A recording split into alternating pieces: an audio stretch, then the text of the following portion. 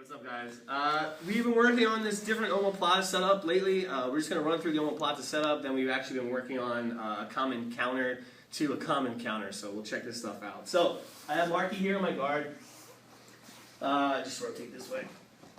Yeah, so a lot of times when people attack the omoplata, they come up here, they push this guy away, and they trap the elbow here to try and stop this guy from pulling away. One of the common problems is that as I come up here like this, I have to switch my hands across to stop this guy from re-rolling out. So the setup that we do is a little bit different. Just rotate this way a little bit more. Yeah, good. So I'm going to go over top of this guy's arm, right? Hopefully I can bring him down over top of the arm and underneath of my own leg. And all I'm going to do here is grab a false grip. You don't have to be inside the collar. You know, whatever you can get here is fine. So just grab a nice tight false grip like this. Now I can push him away. Everything's a lot tighter now, so you can see the grip I have. My hand's already on top of his back, so I'm already stopping the roll. I don't have to switch my grip. Now if I need to switch my grip, it's just a really tight, quick transition to here. All right, so that's just a little different setup that we've been using. So one more time with that setup. So I'm over top of the arm, underneath of my own leg, cat pawing here. Now I can use this, come up, pinch my elbow right away to stop the roll. Easy transition to go across the back to stop him from going out. Now, let's say this guy smells it out. Yep. And he defends like a lot of people do. They sit on their hip and brings his hip close to mine. Yep. And sits on his elbow. A lot of pressure from here. A lot of people feel this. So what I'm looking for is this little hole right here from his hip to my hip. Now, we did this the other night because we had a question in no-gi, so I'll show the no-gi version first, and then I'll show the gi version. So I'm here in the omoplata.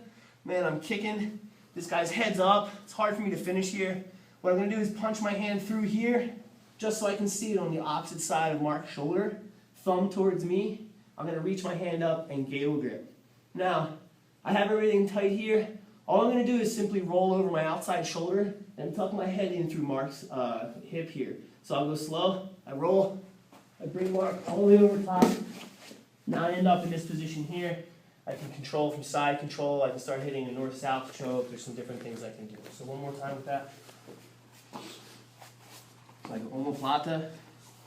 The guy counters immediately and sits down. Punch my hand up, grab, look over my shoulder, and right into side control position. Now, even better with the gi on, let's say I get the omoplata here. The guy sits on his hip. I'm going to reach around, start opening up his far side lapel. Alright, now I'm going to turn my hands upside down and get a reverse baseball bat grip here. So my thumbs are facing down now. And it's the same thing.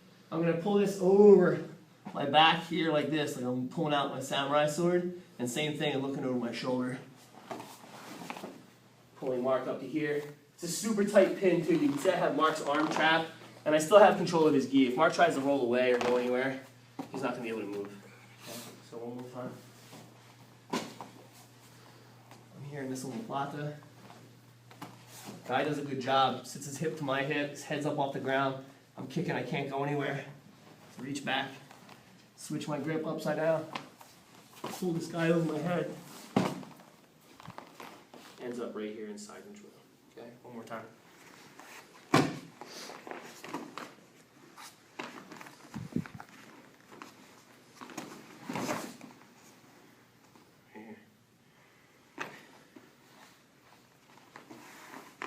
A couple different things you guys can work on, different omoplata setup, and then some counters to a common counter. See you guys on that.